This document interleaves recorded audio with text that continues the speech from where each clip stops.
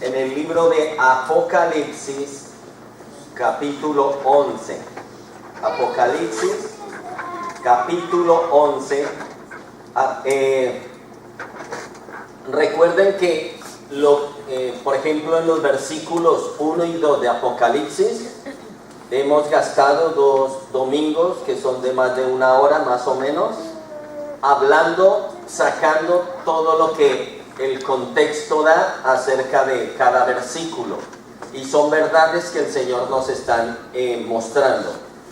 Yo no sé si alguien vio que yo puse por ahí en el Facebook y puse una frase que pone: en cuanto a escatología, el estudio de, digamos, el estudio de lo que es Apocalipsis, uno aprende mucha escatología, pero, escuchen,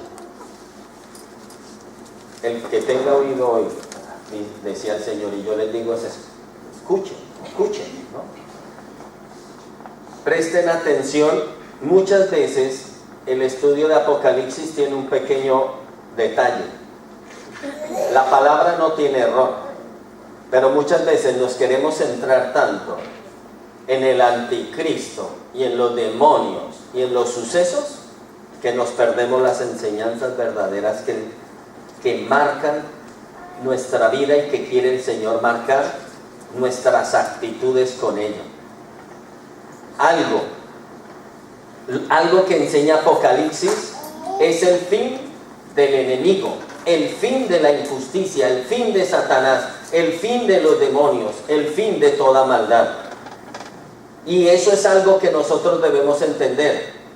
La palabra de Dios en Apocalipsis nos enseña también la redención de los hijos de Dios. Nos enseña de que las oraciones de los hijos de Dios trascienden poderosamente.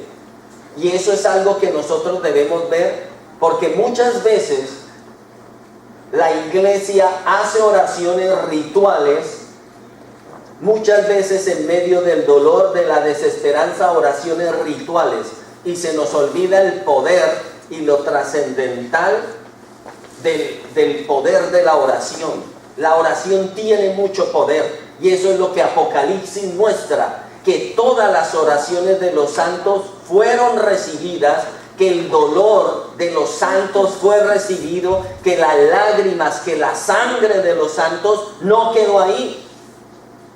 Porque a veces uno habla con los cristianos y en el cristianismo se dice: sí, hermano, pero con tanta injusticia no, pero el Señor sí, hermano, algún día, si Dios quiere. Hablamos así, de unas formas, como diciendo: mi Dios, quién sabe si es Dios, mi Dios, quién sabe si algún día de verdad esto va a cambiar. Así hablamos. Y Apocalipsis nos está hablando: Dios es el sí y el amén, y Él lo va a hacer. Que porque tú no lo veas en vida, no creas que se acabó todo. Por eso muchas veces nosotros creemos que todo termina o empieza con mi vida, y no entendemos que Dios es un Dios eterno. Dios no es un Dios de tu vida solamente. Tu vida es un grano de arena en el mundo. Pero eso, Dios, todas tus lágrimas, tus sufrimientos, todos tus sacrificios, tu entrega, Dios las recompensa. Pero nosotros por eso debemos tener esa certeza y esa convicción de que eso es así. De que eso es así. Aunque yo muera y no lo vea, olvídate, Dios lo hace. Dios lo hace. ¿Por qué? Porque Dios no puede negarse y Dios no deja de ser Dios. Ahora, el mensaje en Apocalipsis 11, ¿qué nos decía el versículo? Estábamos viendo el versículo 1 y 2, ¿no? Pero luego vimos que dice el Señor en el versículo 3, si lo leen, léalo conmigo: y daré a mis 2 testigos que profeticen por 1260 días vestidos de cilicio. Estos testigos son los 2 olivos y los 2 candeleros que están en pie delante del Dios de la tierra. Santo Espíritu de Dios, en el nombre de Jesucristo, que tu palabra, que tu presencia, que tu verdad, que tu gracia, que tu amor y misericordia, por tu fidelidad que nunca falla, sea en medio de tu pueblo hoy, para la gloria de tu nombre. Santo Espíritu, necesitamos maná, necesitamos verdad, necesitamos la luz tuya para alumbrar en medio de esta oscuridad. En el nombre tuyo te alabamos, Jesucristo, te bendecimos y te glorificamos. Amén. Ahora, lo que el Señor, dijimos que hay dos interpretaciones y hay personas que dicen que los dos testigos y se han matado la cabeza, y aún mucha gente de los que estudian teología se viven buscando argumentos, bases bíblicas para mirar quiénes son los dos testigos, ¿verdad? Y decíamos que por un montón de evidencias y versículos que lo hablan, muchos piensan y dicen que es Elías el más seguro, que es uno de los dos testigos. Pero decíamos también que porque el Señor dice que en los postreros días derramará del espíritu de Elías, ¿no? Hay mucho, en Zacarías lo dice, en el Nuevo Testamento varios, Pablo y otros lo dicen, ¿no? Entonces Santiago lo dice también, de que el espíritu de Elías nos lo va a dar. Pero entonces muchas veces nosotros lo tomamos, digamos, y la persona dice, va a venir Elías. Pero entonces esa parte también tiene otra que es la que estamos viendo. ¿Y cuál es la que estamos viendo? Yo no pienso hacer mucho énfasis en Elías, porque se dice que es Elías o Moisés. Otros dicen que es Elías y Enoc. Otros dicen que es Enoc y Moisés, ¿no? Y otros dicen que es Juan también, Juan el apóstol. ¿Y por qué todas estas evidencias? Porque como dice la palabra, que estos testigos abren y cierran los cielos, hacen descender fuego, y Elías ese era el don que el Señor, la autoridad que Dios le dio a Elías. Entonces muchas personas lo relacionan con Elías. Pero quiero que entiendan algo. Todo lo que vemos en los profetas, créanmelo, entiéndanlo, véanlo, es el poder que Dios le da a la iglesia. Todo el poder que tú ves en Moisés, todo eso es la presencia de Dios. Ahora, ¿Dios es menos contigo? ¿Dios es el mismo el Dios que tú adoras es el mismo Dios de Moisés o no? ¿El mismo Dios de Elías es el tuyo o es otro? Por eso nosotros debemos ser bíblicos completamente, porque a ti no te deben robar de que el Dios de Elías es tu Dios, del que el Dios de Moisés, de Abraham, de Isaac, de Jacob es tu Dios. Pero algo más que te lo pueden robar no es una religión, no es un hombre. Es el enemigo en tu mente poniéndote a decir, eso pasó en la antigüedad conmigo, ¿qué va a pasar? Yo no soy Moisés, yo no soy Elías, yo ¿quién soy? Ahí es donde uno se quita el lugar de hijo de Dios. ¿Lo están entendiendo? ¿Qué versículo leímos al principio en la oración? Primera de Corintios 2, ¿qué? 9. ¿Y qué dice? Cosas que ojo no vio, cosas que oído no oyó, ni han subido al corazón del hombre, son las que Dios ha preparado ¿para quiénes? Para los que lo aman. Y por eso la palabra está enseñando, ¿tú me amas? ¿Qué es lo que te enseña Dios con Isaac, Josué, Moisés, Elías? Con ellos, ¿qué te enseña? Esos me amaron hasta la médula de los huesos, y por amarme así mi gloria andaba con ellos. ¿Cuál es la diferencia entre ellos y tú? El amor. Esta generación, nosotros podemos ver la gloria de Dios solo si amamos con todo lo que somos al Señor. Ustedes mírense en el libro de Hebreos, y en el libro de Hebreos, desde el versículo capítulo 10 en adelante, ¿de qué habla? Los hombres que por fe más que intelecto, más que conocimiento, es amar a la persona de Dios. Y cuando uno ama al Señor de verdad, Él se manifiesta.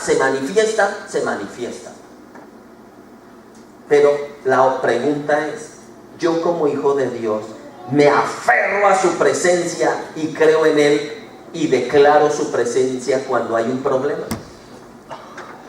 Por eso es que nosotros como hijos de Dios, el llamado de Dios para ti es que tú desates, actives, derrames, muevas la presencia de Dios donde estés. Porque tú eres un agente del cielo aquí en la tierra. Por eso el Señor Jesucristo oró: Señor, no los voy a llevar conmigo porque tienen que ser moldeados, tratados, preparados. Te pido que no los saques del mundo, pero te pido guárdalos del mundo. Hay gente que se la pasa mirando el mundo para no pecar, para no pecar, para no pecar, y no hacen nada para el Señor. Un hijo de Dios debe pensar en activar la gloria de Dios, en pedir su presencia donde esté. Si esté en el trabajo, si es en la casa, si es en la calle, si es en la compra, si es en el servicio, si es duchándose, si es ante un problema, una adversidad, ahí desatar la presencia de Dios. No dejarse envolver del problema, sino mirar: Señor, tú estás vivo y aquí te manifiestas, porque yo soy tu hijo. ¿Tú crees que eres menos de... Si tú te crees menos que Elías, si tú te crees menos que Moisés, si tú te crees menos que Jacob, te tengo una noticia. Tú estás diciéndole a Dios, tú haces acepción de personas. Dice la palabra de Dios que delante de Dios todos somos iguales. ¿Tú crees que un judío es más que tú delante de Dios? Piénsalo. Tú estás viendo plasmado en la palabra de Dios a tu familia. A tu familia. Dios. ¿Tú quieres saber cuáles son tus raíces? Esas son las raíces. Si tú te pones a mirar raíces genealógicas de los que están aquí en la tierra, te vas a cortar las venas. Adúltero, fornicario, borracho, todo. ¿Cuál es tu raíz genealógica espiritual? ¿Quién es el espiritual de casa? Pues Dios te está diciendo: esa es tu familia. Esos son los tuyos. ¿Quieres conocer a tu familia? Está en la Biblia. Ellos llevan el sello que tú llevas, el mismo espíritu. El mismo espíritu que Dios los selló a ellos es el mismo espíritu con el que tú estás sellado. Ahora la pregunta es: ¿yo qué estoy haciendo? ¿Lo vemos? Eso es lo hermoso de Apocalipsis. Que Apocalipsis nos muestra: Dios es verdad.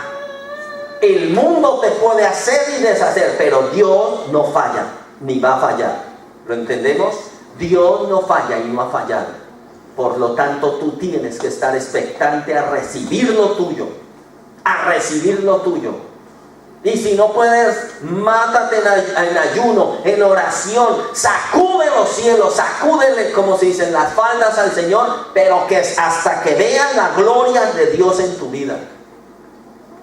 Algo que hoy en día muchas veces las personas quieren es encontrar los milagros en una iglesia, pero los milagros se encuentran es en la presencia de Dios. Por eso es que ese versículo de Mateo 6:6 es trascendental, porque Dios dice: ¿quieres algo conmigo? En la intimidad estoy contigo. ¿Quieres cambiar tu historia? Cierra tu habitación, cierra tu puerta y habla conmigo, que yo estoy en la intimidad. Y la iglesia nace ahí. Ahí nacen los milagros, ahí nace la liberación, ahí nace el poder. ¿Cuánta gente ha sido liberada de demonios? Que el mundo hoy en día dice: no, psiquiátricamente no se podía. ¿Y por qué han sido liberados? Porque se entregaron a la presencia de Dios. Dios, tú eres real. Por eso cada uno hace real a Dios o le resta todo el poder a Dios, si cree o no cree. ¿Lo estamos entendiendo? Entonces, ¿cuál es el reto? ¿Cuánto crees y cuánto amas a tu Señor? Si tú amas a alguien, das la vida, pues dala en oración. Señor, yo quiero ver la gloria tuya, el cambio tuyo, yo lo quiero ver. Dios lo quiere, pero Él está esperando por ti. Amén. Ahora dice la palabra que Él da 2 testigos, pero estamos diciendo que esos 2 testigos, si usted lo pone de lógica, dice que van a predicar ¿por cuánto tiempo? Por 1240 ¿Cuántos dice? Por 1272. Imagínense, dice que van a predicar todo ese tiempo. O sea que 2 personas van a hacer la evangelización mundial. Piénsenlo. ¿Sí o no? Yo no le veo lógica a eso. Porque Dios entonces no haría trasladarnos de país en país. Yo lo veo más como la iglesia. Y esa es la definición que muchos han aceptado, es más lógica, que el espíritu de Elías va a estar en nosotros, que el espíritu de Enoc, ese Enoc, ¿quién era Enoc? Santo, puro, entregado hasta la médula a Dios, nadie más, tanto que los mismos ángeles iban y le pedían, habla con Dios. Eso que nos enseña, que cuando uno de verdad ama y se mete con Dios, la gloria de Dios, el mismo reino, viene a consultar. Tú que eres íntimo de Dios, dile. ¿O no pasa eso en el trabajo o en la casa? La pregunta es, ¿somos íntimos de Dios? ¿Pero qué? Es que ese no, ese Elías, ese Moisés, no, es que ellos fueron exquisitos, no, Dios no hace acepción. Dios lo puede hacer contigo, pero la pregunta es, ¿tú ya aceptaste ese reto? ¿Estás viviendo el reto de decir, me voy a meter más que nadie en la presencia del Señor? Ese es el reto. Ahora, Dios te quiere hacer a ti testigo. Pero ese testigo, ¿qué significa? O sea que esto nos habla de que la iglesia en este periodo va a estar llena a tope ¿de qué? Del Espíritu Santo. Y como Elías manifestaba el fuego de Dios, la iglesia lo declara y consume enemigos. La iglesia abre y cierra cielos. ¿Lo están entendiendo? Pero ¿ustedes creen que ese poder va a ser para esa época? Ese poder está vigente. Pero por eso la iglesia está unida al punto de que cada hermano es uno con su otro hermano. Cuando la iglesia se unen, como cuando en un hogar se une papá, mamá, hijos y forman una empresa y se unen en amor, y esa empresa crece hasta volverse una multinacional. ¿Qué es eso? El poder de la unidad. Pero el poder de la unidad de cualquiera que es amor, confianza, sinceridad. Por eso el Señor aquí, cuando nos habla de esa iglesia, está hablando, son uno. Y es como mandó el Señor Jesucristo a sus discípulos de 2 en 2. ¿Para qué? Apoyo mutuo, pareja. ¿Qué es la pareja? ¿No es apoyo mutuo el hombre y la mujer cuando se casan? O sea, Dios dice, van a estar casados, van a ser como una pareja que no van a tener límite. Lo que no sabe el uno, el otro lo sabe. La iglesia con poder caminando sobre la tierra. Ustedes sabían, mire, algo que estudiando yo desde que me acuerdo, que estudiaba estas partes de lo que es la iglesia, algo que siempre he tenido un anhelo y muchas veces el Señor me hace llorar es por gimiendo, quiero esa iglesia, yo quiero no morirme y verla. Yo quiero ver esa iglesia de entregados, de consagrados, que oramos horas unidos, ahí que estudiamos horas unidas como lo hacía el apóstol Pablo, hasta el amanecer. No tenían sueño, no tenían nada, ahí, ¡guau!, presencia de Dios. ¿Y qué pasaba? El reino de Dios se manifestaba normalmente. Pero nosotros, Dios a ti te llamó no para ser un espectador, Dios te llamó para ser protagonista. Tú eres el protagonista, tienes que ser el protagonista. Por eso tenemos que sacudirnos el polvo de tanta mediocridad, de tanta carnalidad, y darlo todo, apostarlo todo al Señor. Dios es fiel. Un día tú vas a llegar al cielo y Dios te va a decir, mira, yo fui fiel, yo siempre estuve contigo, y te va a mostrar todas las situaciones de tu vida, y te va a mostrar lo que hubiese podido pasar si tú estuvieras al 100% con Él. Esa posibilidad está siempre, siempre vigente. ¿Por qué? Porque Dios no cambia. O sea que donde hubo desgracias pudo haber un milagro. Claro, si tú estabas allí. Tú eres la luz, tú eras la puerta, tú eres la solución, tú eras la boca de Dios, tú eras las manos de Dios, tú eras los ojos de Dios, allí en ese lugar. ¿Lo estamos entendiendo? Entonces eso es lo que Dios anhela de su iglesia. Ahora miren, dice que la profecía es decir la palabra de Dios más que ¿qué? Más que predecirla. Más que predecir la profecía es decir la palabra. Y que dicen que van a profetizar esos dos testigos, ¿no? ¿Qué es profetizar? No solo es predecir, es decir, anunciar algo. Pero ustedes se acuerdan de Nínive. ¿Alguien se ha leído el libro de Jonás? Ese libro de Jonás yo lo amo. Porque tiene unas enseñanzas bárbaras, poderosas. Si usted solo mira la historia, se queda con la historia. Pero tiene unas enseñanzas. Mire Jonás 3:8 lo que dice. Y dice: sino cúbranse de cilicio hombres y animales, y clamen a Dios fuertemente, y que dice, y conviértanse. No dice yo los convertiré. Y conviértanse cada uno de su mal camino, de la rapiña que hay en sus manos. ¿Cuál fue la predicación de que Jonás llevó a Nínive? Cambien, mueran, renuncien, y la gloria de Dios los guardará. ¿Pasó o no pasó? Entonces, si Dios lo hizo con toda una nación, porque Nínive era una nación, ¿y qué pasó?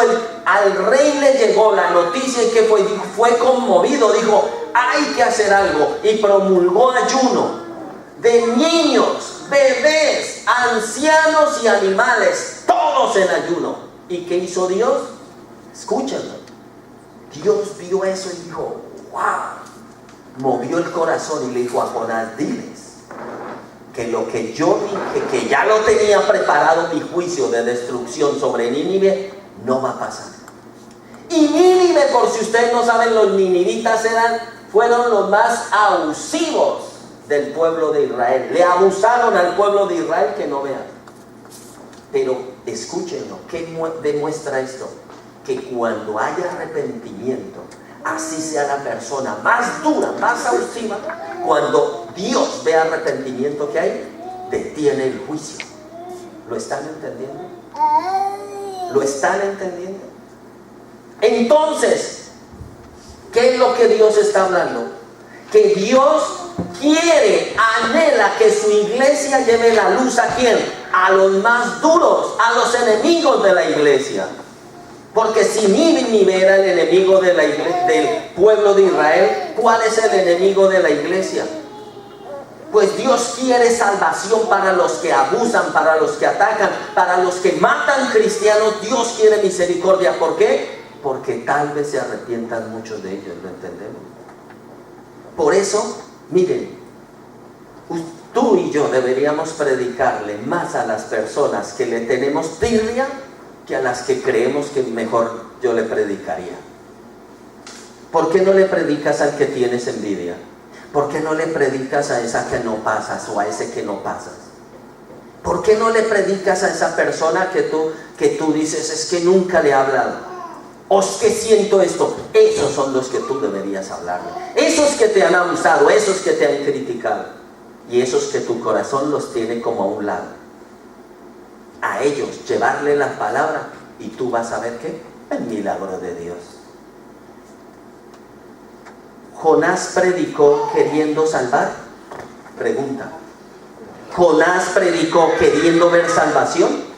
Jonás predicó la palabra, dijo la palabra tal cual Dios se la dio, pero queriendo que Dios los enjuiciara y los consumiera, ¿o no? Imagínese ahora una pregunta, el poder tan bárbaro de la palabra. Por eso en esto lo que importa es la palabra. Por eso si no se transmite versículo, palabra. ¿Ustedes creen que mis definiciones valen más que la palabra?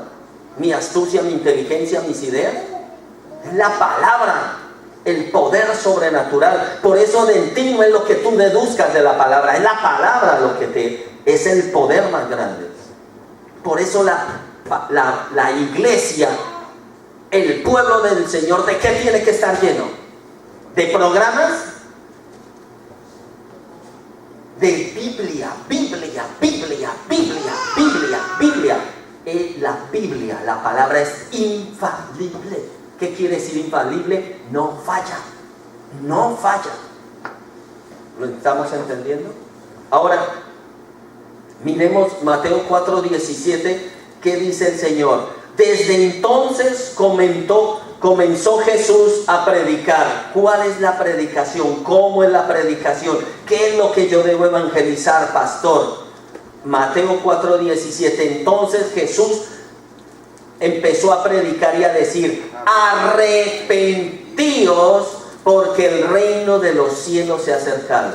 Usted sabía que con que solo usted le diga a las personas eso, usted está comenzando a predicar. Cristo, ¿qué fuera lo que hacía? Los profetas, ¿cómo predicaron? Busque esa frase en el Antiguo Testamento. Quedas al arrepentir. ¿Qué hizo Juan el Bautista? ¿Cómo predicó? Arrepentíos, porque el reino de los cielos se ha acercado. ¿Qué quiere decir eso? Que si no hay arrepentimiento, ¿el cielo qué es? Usted piense, si el cielo es santo, santo, santo, como el Dios que lo creó, ¿por qué ustedes creen que los ángeles están a su lado? Porque son santos. Si eso tan santo se acerca, ¿qué viene a la tierra? Juicio. ¿Qué juicio? Llamas, un ejemplo, si tú tienes una madera que se está quemando y tú acercas una hoguera a esa madera que se está quemando, ¿le pasa algo raro o diferente a la madera? No, se une al fuego de la madera, ¿verdad? Pero empieza. Pero si tú acercas una hoguera, una llama muy potente a algo que no se está quemando, ¿qué le hace? Lo quema. ¿Qué santidad? ¡Fuego! Si tu corazón está en fuego, ¿qué sucede? Se une al fuego de Dios. Pero si tu corazón está en carne, en frío, en pecado, en tibieza, consume. ¿Qué es lo que significa eso? Si Dios se acerca a la tierra, si Dios se acerca a tu vida y no estás bien con Él, juicios te consumen. Eso es el mensaje. Cristo, porque decía, el reino de los cielos se ha acercado.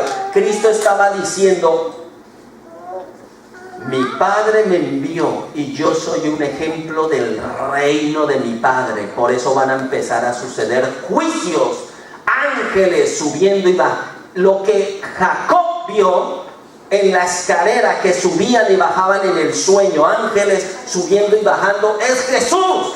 Porque Jesús es la escalera y los ángeles son los milagros que empiezan a suceder. Porque los ángeles son los que trabajan, los que ministran, los que sanan. ¿Jesús qué hacía? Ordenar. Fuera espíritu inmundo, un ángel lo cogía y lo sacaba. Esa es la forma. Pero precisamente el ministerio de Jesús, ¿por qué fue tan poderoso? Que no ha habido otro igual. Porque Jesús, hasta la médula, enamorado de su Padre Celestial. Una cosa, tu Dios es el mismo Dios de Abraham, de Isaac y de Jacob. Pregúntate, tú mismo, en tu mente, en tu conciencia, en tu corazón, ¿Él es el mismo Dios tuyo? Si es el mismo Dios tuyo, algo que Abraham tuvo, algo que para Abraham era su verdad, ¿qué era? Que su padre era su amigo. Porque cuando un hijo y un padre se unen de verdad, ¿qué son? Amigos. Y por eso usted va a leer en la Biblia que Dios dijo de Abraham, mi amigo. Imagínese eso. No lo dijo Abraham de Dios. Dios, el Supremo, dijo, tengo un amigo en la tierra, se llama Abraham. Pregunta, ¿Dios puede decir eso de ti? Tengo un amigo, un coleguita, uno que me escucha, uno con el que comparto todo. Dios quiere hacerse íntimo tuyo.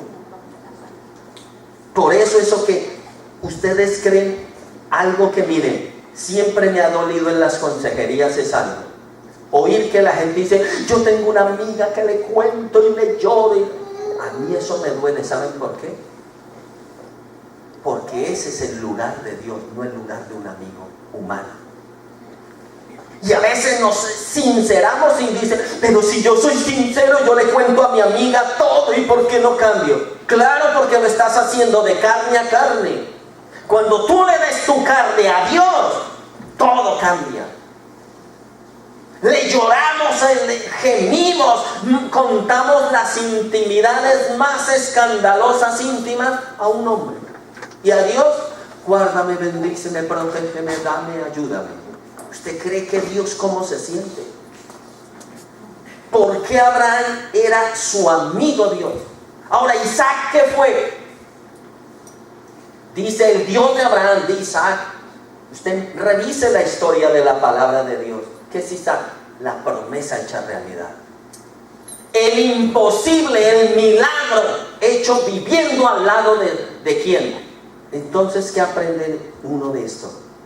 Que cuando yo soy un Abraham, el milagro de Dios caminará conmigo, jugaré con él, me deleitaré con él. Porque ¿cuál era el deleite de Abraham? Su hijo, Isaac.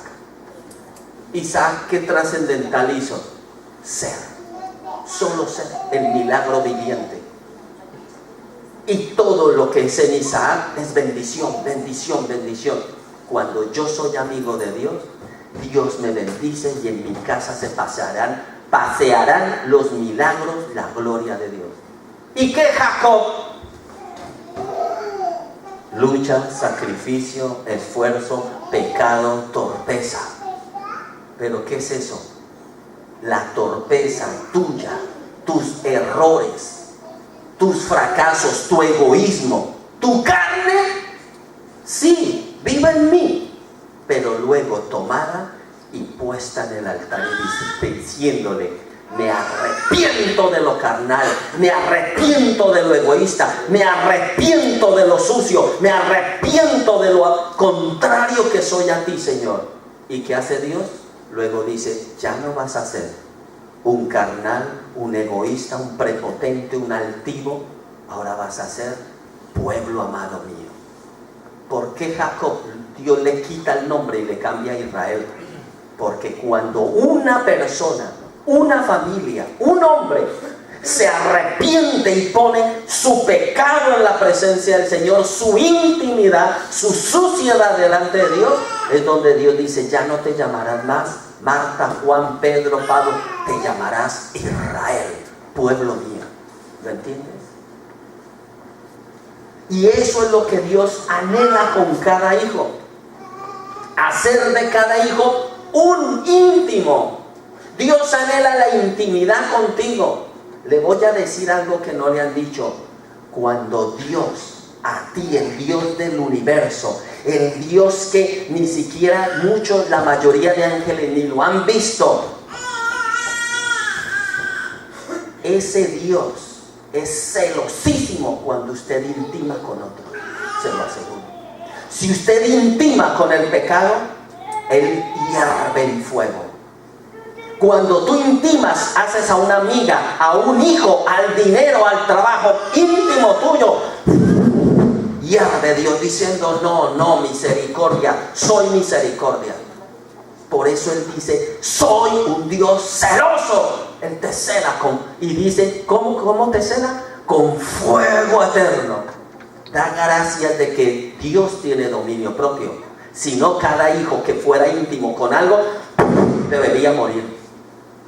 La lógica sería que desapareciera y solo los fieles estuvieran en su presencia. ¿Pero por qué? Porque tiene misericordia. Y Él es paciente, esperando a que todos procedan ¿a qué? Al arrepentimiento. ¿Por qué Dios quiere predicación?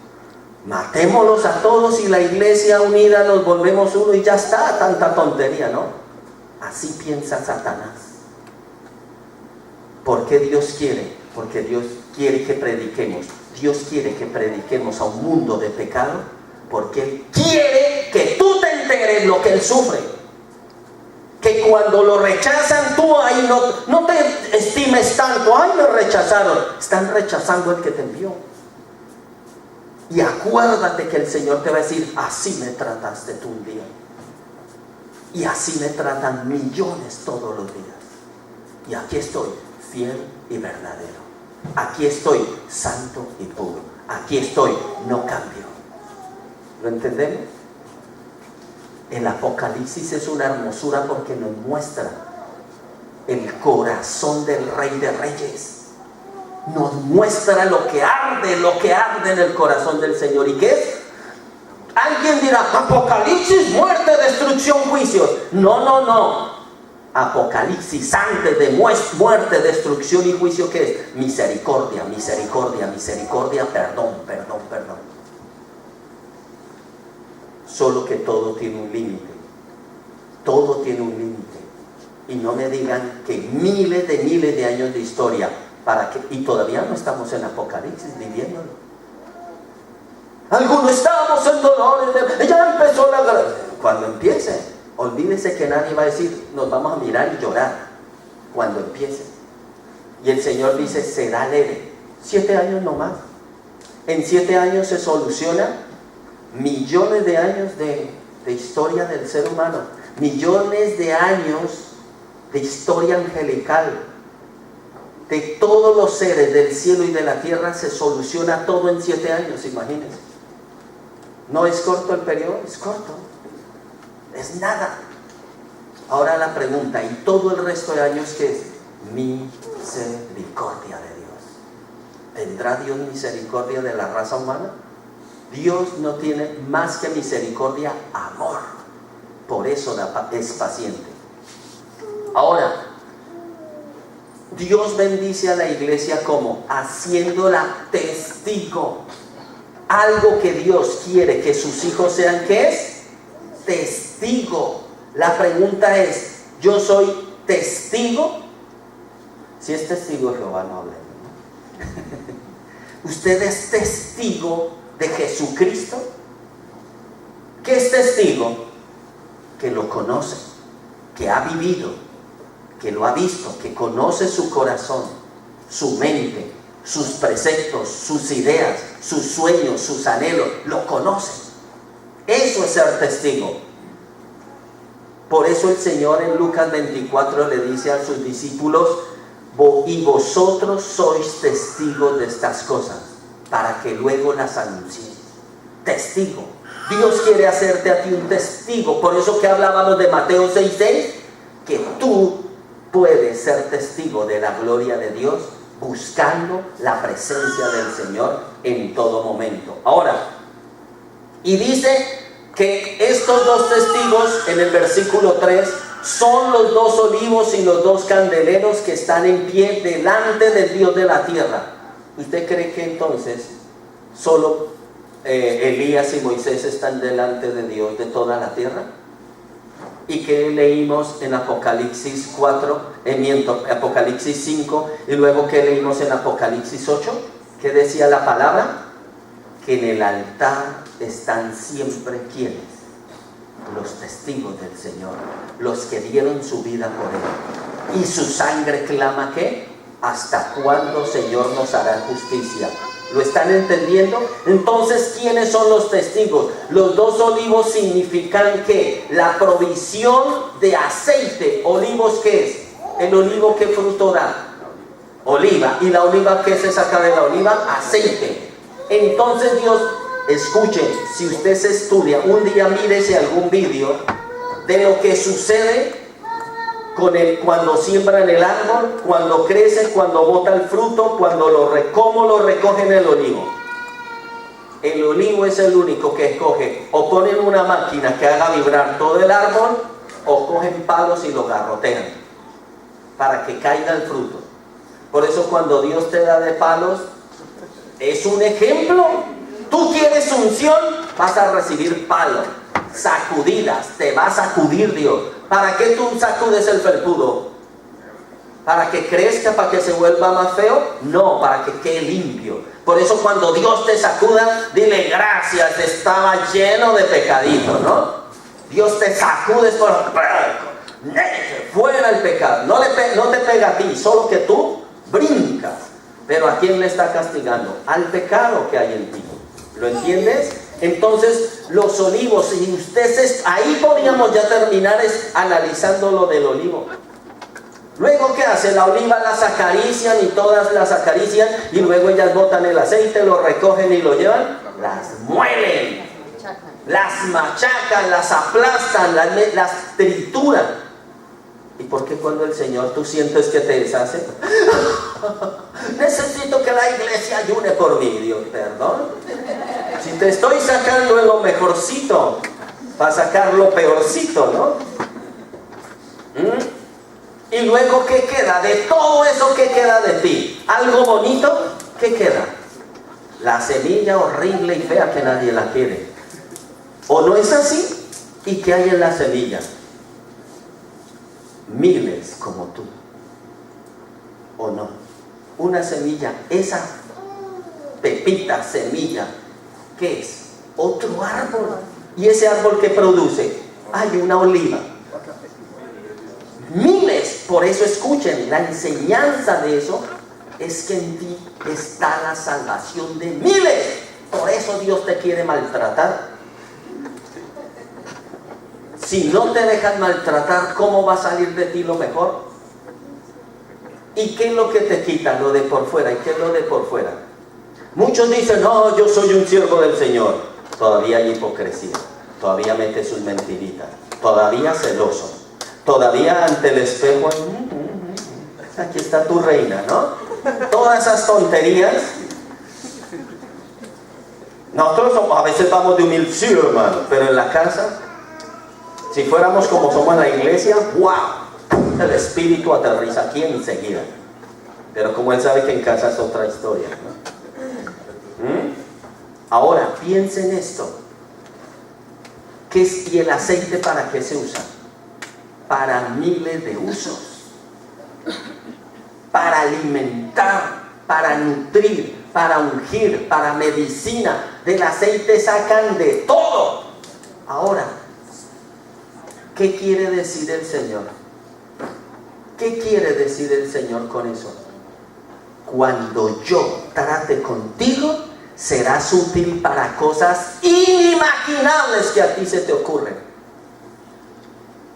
¿Lo entiendes? Ese es el proceso. Por eso, cuando alguien dice, hermano, ¿cómo hago para tener más unción?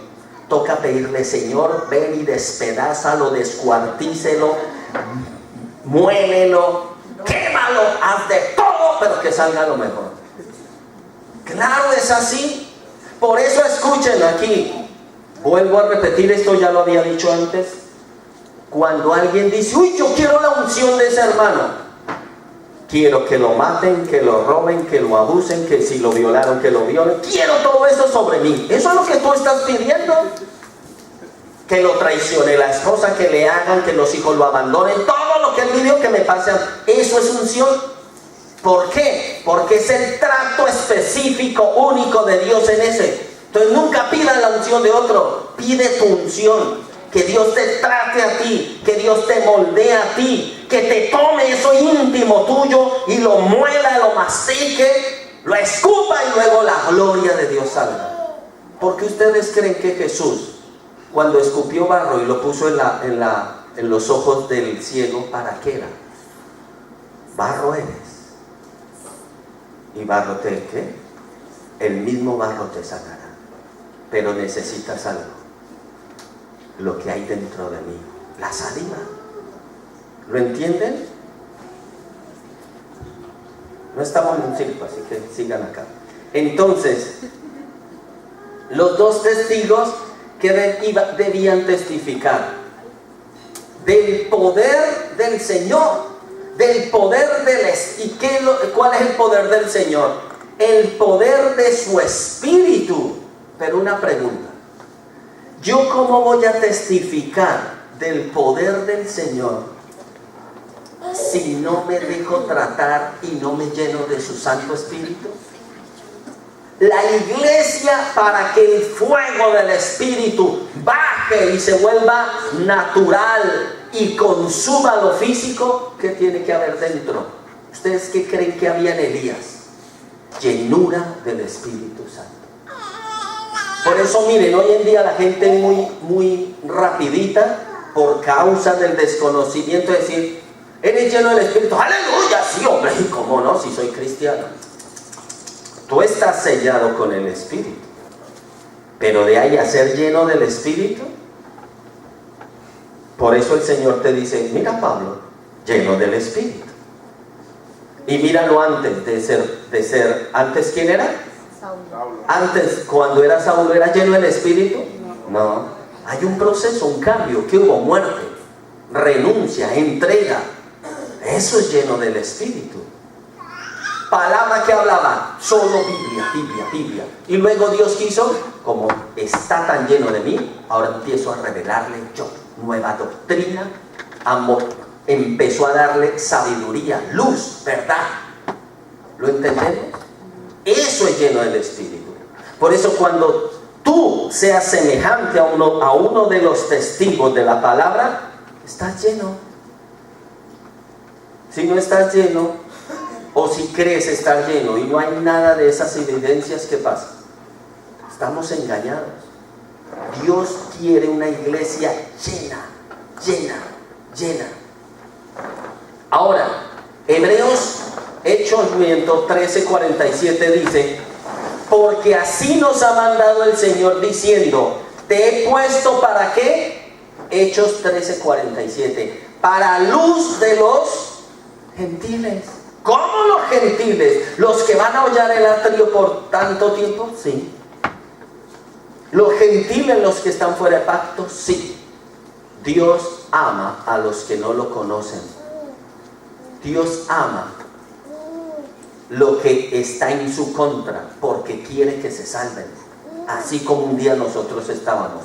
En Hechos 13:40 dice, porque así nos ha mandado el Señor diciendo, te he puesto para luz de los gentiles, a fin de que seas, ¿para qué? Salvación hasta lo último de la tierra. ¿Qué está diciendo el Señor? Si tú eres aceite, que todo lo que tú haces, escuchen, todo el que tú conozcas, sea en un viaje, sea un vecino, sea amigo, sea que te lo presentaron, la gloria de Dios que Él puso en ti, viaje con esa persona hasta el fin del mundo. Por eso un cristiano, ¿qué es? Ojo, un marcador de vidas. ¿Qué es marcador de vida? Si yo te doy un rotulador que todo rotula, todo el toca, todo el que lo toque, ¿qué va a pasar? ¿Cómo va a quedar? Marcado, manchado. Pues así tiene que ser un cristiano, que manche, que marque a todo, los marque con amor. Ojo, no los marque con odio, con ira, crítica, yo qué sé. No, amor de Cristo, siempre. Amén. Ahora, el candelero, los dos testigos que debían testificar del poder de Dios. Y ahora los dos testigos, el candelero, ¿quién es? ¿Quién es el candelero? La iglesia es la luz del mundo, como dice ¿qué? Como dice Hechos 13:47. ¿Quién es la luz? La iglesia. Por eso la luz ¿a quién? Al mundo. Y la iglesia es una luz en medio de la oscuridad. Por eso hay dos olivos, dos candeleros, ¿no? Porque se requieren ¿para qué? Para establecer ¿qué? La veracidad del testimonio. ¿Qué se necesitan? El candelero y olivos. ¿Candelero qué es? Luz. ¿Qué son olivos? ¿Qué son olivos? ¿Qué hablamos? Que haya trato. Por eso escúchenlo bien. Un hijo de Dios que no es tratado, no es efectivo. ¿Por qué Dios te está tratando tanto a ti? Con tu esposo, con tu esposa, con tus hijos, con el trabajo, con el jefe, con el amigo, con el enemigo. Y tú, es porque estás quieres sacar el aceite puro que hay en ti. ¿Lo entiendes? Eso es trato. Si no recibes trato, no puedes ser luz. ¿Lo entendemos? No puedo ser candelero. Ese es el candelero que es la iglesia. ¿Ven cómo nosotros estamos mirando las palabras para aprender? Luego, claro, se hablará del anticristo, de la ramera, todo eso, pero tiene que ser de enseñanza, que nutra, que coma. Ahora, que me llene a mí, que me dé un lugar. Y ese es el lugar. La palabra de Dios siempre, si tú la lees y no ves tu lugar, no la has estudiado. La palabra de Dios te dice, tú eres la luz del mundo. Tú eres para mí un candelero y tú tienes que ser para mí un olivo. Y ya sabes lo del olivo. Por eso cuando coman olivas, mastíquenla suavecito. Te voy a morder suave para que cuando el Señor me trate a mí, me muerda suavecito, ¿no? Me muela con cariño. Yo le digo al Señor y el Señor lo sabe que se lo digo. Yo digo, repréndeme, pero por favor con amor. Dame duro, pero con todo tu amor, porque si no, me matas. Ahora, miren el versículo 5 y 6 de Apocalipsis. Acuérdense que estamos en Apocalipsis 11, ¿no? ¿Y qué pone el versículo? Ya vimos quiénes son los dos testigos, ¿no? Que es la iglesia, y los dos testigos, los olivos, los candeleros, versículo 4. ¿Y qué pone el versículo 5 y 6? Estos tienen el poder, esto ya lo dijimos, para cerrar el cielo a fin de que no llueva en los días de su profecía.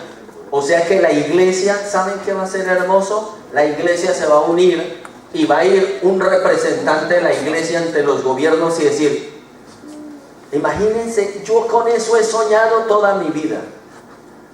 Y yo le decía de niño al Señor, pero yo no conozco ningún rey, ningún presidente, entonces yo no puedo. Yo le decía eso de niño. Imagínese la iglesia que se une y el Señor da un mensaje, dice, ve y dile a los presidentes que por 3 años y medio no llueve en este país. Y que solo por boca de los cristianos volverá a llover. Y si ustedes no se arrepienten, pues no vuelve a llover y ya está. Lo increíble que Elías no llovió durante 3 años y medio. Y el pueblo de Israel que recibió trato, dolor, muerte. Pero ahora una pregunta. ¿Y Elías allá en la soledad? ¿Quién le dio de comer? ¿Quién le dio agua?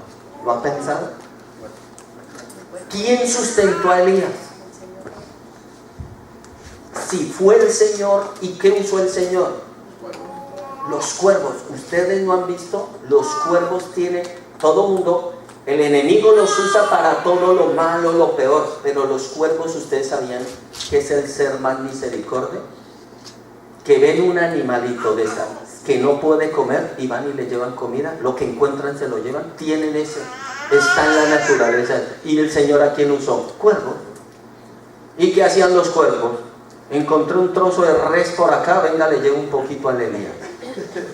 Encontré aquí no sé qué, claro, era comida pura, desde que no se acarroña, bienvenido, ¿no? Y el Señor sabía que era su profeta, no le iba a dar algo impuro, ¿no? Entonces, ¿qué le llevaban? Semillitas, todo lo que se podía comer, bien. Ahora, ¿eso qué significa? Elías. Pues don Elías, la iglesia es Elías. Pues que usted, nosotros, los que estén en ese tiempo, van a ser sustentados en medio de la escasez. ¿Y quién los va a sustentar? El Señor con sus cuervos. Y entonces los cuervos, que son símbolo de los ángeles, sustentando la iglesia. Entonces imagínense lo poderoso que por eso, ¿sí vieron? ¿Cuándo fue la semana pasada que les mandé un estudio de los paralelismos? Alguien dirá, ¿y cómo se come eso? O yo no estaba en esta iglesia. ¿Sí lo leyeron? Una. ¿Y qué les puse de los paralelismos? Todo lo que pasó Israel nos pasará a nosotros. Todo lo que pasó Elías nos pasará a nosotros. Todo lo que vivió Israel es un ejemplo de lo que tú tienes que pasar. Les enseñaba en ese estudio que el paso del mar es el paso de la iglesia, de maldición a bendición. Amén. Era eso, que al cerrarse el mar y matar al ejército de Faraón, ¿qué era? ¿Qué era? La destrucción de los enemigos. Cuando yo me bautizo, Dios tiene el poder de destruir. Por eso el bautizo es tan poderoso, es tan importante. Y que los símbolos les puse ahí como un título, que los símbolos son un ejemplo de algo real, no de algo ficticio, ¿o no?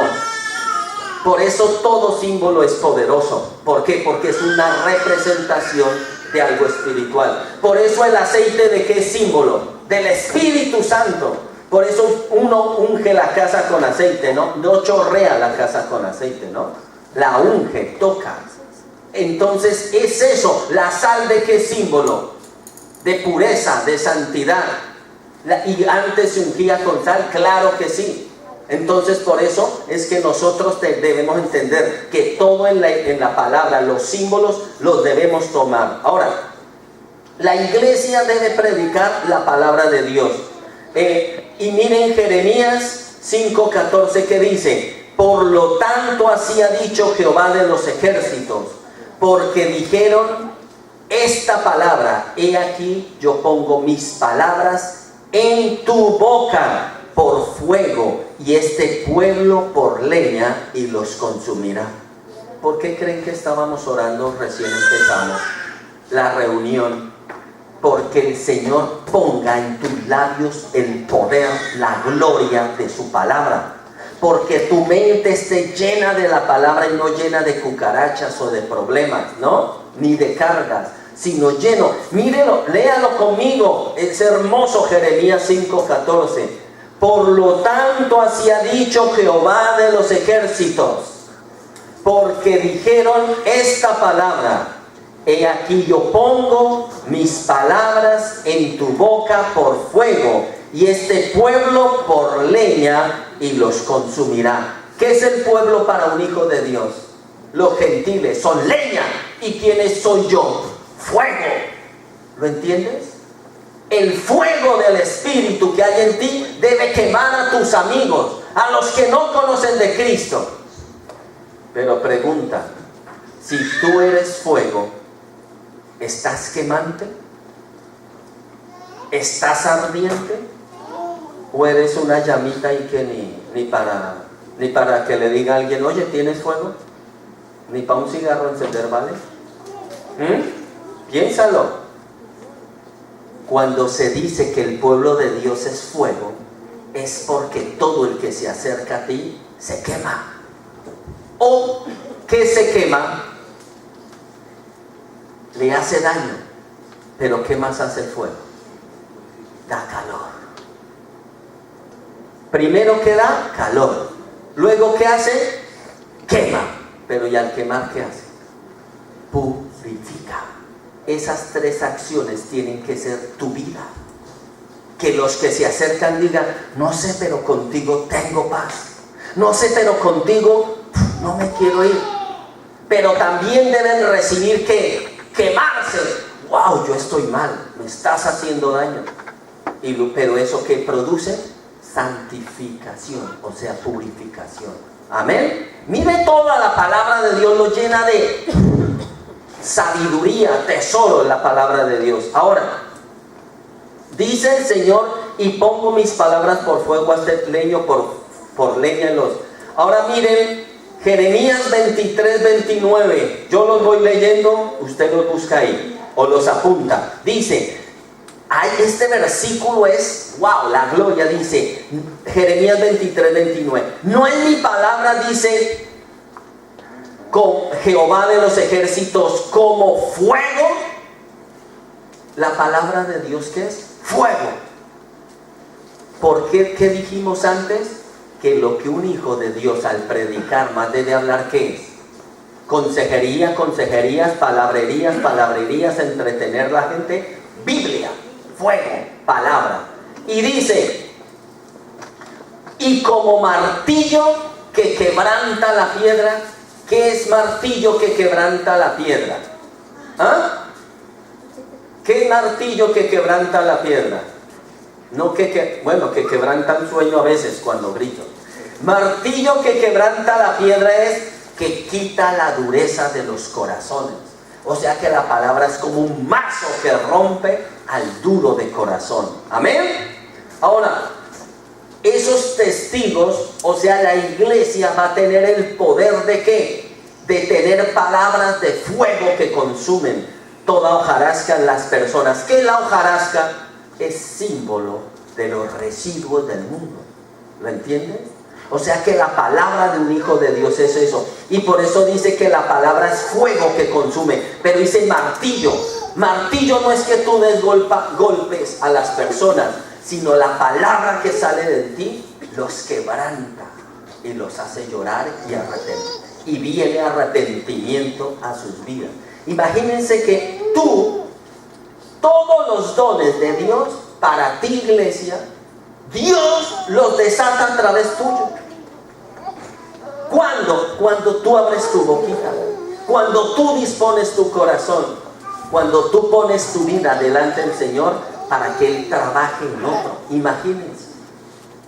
Esto no va unido a la palabra que vimos en la velada de siervo, que se le mandó el audio. ¿Qué es siervo? Si tú no sirves a otro, tú no estás sirviendo a Dios. ¿Cómo? Si tú no sirves a tus hermanos, tú no sirves al Señor. Y el que no sirve al Señor es porque no ama al Señor. Y el que no sirve al su prójimo no ha servido aún al Señor. Muchos creen que están ahí ocupados. ¡Ay, sí, el Señor! Pero con sus hermanos nada. Eso es. Vayan a venir a usted y decirle, oye, ¿esto cómo? Tú que analizas, tú que deduces, tú que ves como yo no veo. ¿Lo entiende? Cada persona debería ser sabiduría plena. Pero ¿en qué la gastamos? ¿En qué la gastamos? ¿Sabe cómo está haciendo el enemigo? Está usando el templo de Dios para que tú te centres, tu mente, tus fuerzas, tu espíritu, tu alma en que se centre. Ay, tengo problemas. ¿Quién está haciendo eso? Usted dice, no soy yo. No, es el enemigo. El primer mandamiento, ¿cuál es? Y es el que más roto está. ¿Cuál es el primer mandamiento? Amarás al Señor tu Dios sobre. O sea, no vas a poner a nadie por encima de Dios. Sobre todas las cosas. Y dice, lo amarás. Jesús dijo, Jesús lo mejoró. Con toda tu mente, con toda tu corazón y todas tus fuerzas. Una pregunta, ¿dónde está tu mente esta semana? Ay, no, yo quiero traer a no sé quién. ¡Guau! No, yo quiero tener. ¡Guau! ¿Dónde está toda tu mente? ¿Qué ha vivido en tu mente? Si han sido los problemas, lo siento, tú eres un adorador y tu Dios son problemas. Con todo tu corazón, ¿qué sentimientos viven en ti? ¿Gozo, alabanza, adoración? ¿O corre, ansias, y no descansas? ¿Cuántos viven así? Y dice, con todas tus fuerzas. ¿En qué usas tus fuerzas? ¿Cuántos se les dice, vamos a orar, pónganse en pie o sentados? Tus fuerzas. Pero póngale un problema. Suda, se pone verde, amarillo, no come, eso se le cae el pelo. El mío no fue de problemas, cuidado. Eso es un problema de testosterona, por si no lo sabían. Y nos ponemos, y sudamos, y llamamos, y angustiados, no duermo, o no, ya no duermo, o ahora duermo como una, no sé cómo decir, como un león, sí, como un oso, eso. Invierno, ahora ya no quiero salir, no quiero vivir. Escuchen, y el Señor, escuchen, y luego dice, Señor, ¿me amas? Sí. Mentira. Lo estamos entendiendo porque tu fuerza, ¿tú no sabías que tú deberías desgastarte, perder kilos orando? Ustedes sabían, escuchen lo que les voy a, este es uno bien bueno, así, para toda la iglesia de Cristo. Ustedes saben que según los últimos estudios que se han hecho de la genética humana, el poder más sobrenatural que existe para curar enfermedades, el poder más sobrenatural, escúchenlo, para que una persona se vuelva longeva, o sea, pueda durar muchos años en la tierra, el poder más sobrenatural para que una persona no se enferme de nada, ¿saben cuál es? El ayuno. Yo, pastor, tengo la tensión, no puedo, el médico, todo sale. ¿Por qué la iglesia está enferma? Porque hay vagos que no quieren. ¿Ustedes saben por qué hay tanta enfermedad en la iglesia? Porque los cuerpos, miren, lo han dicho genetistas, analizan la genética. Los cuerpos, se los voy a decir, perdónenme, están podridos, escúchenlo, es la definición que dice uno, están podridos los cuerpos de tanta contaminación de la comida de hoy. Y ustedes sabían, esto no lo tenía preparado, pero ustedes sabían que las personas, los tibetanos y los antiguos monjes, ojo, y los antiguos sabios de la palabra del Señor, solamente comían 2 veces al día, porque hay unos escritos antiguos que dicen que el hombre debe comer cuando sale el sol y cuando se oculta el sol, no más. Y eso le dará una longevidad, o sea, su vida se alargará. Miren ustedes hoy, la cultura, usted llegó aquí a Europa, ¿no? Y los que son de Europa se lo estaban comiendo antes que nosotros, que los latinos. Pero igual el latino lo hacía igual peor en su país. ¿Cuántas comidas hay que meter? Dice que 5. 3 fuertes y 2 por si me debilito. ¡Ay, Dios mío! Ustedes ¿por qué creen que el Espíritu Santo no se puede derramar sobre su iglesia? ¿Cómo se va a derramar en medio de cuerpos que no paran de estar procesando comida?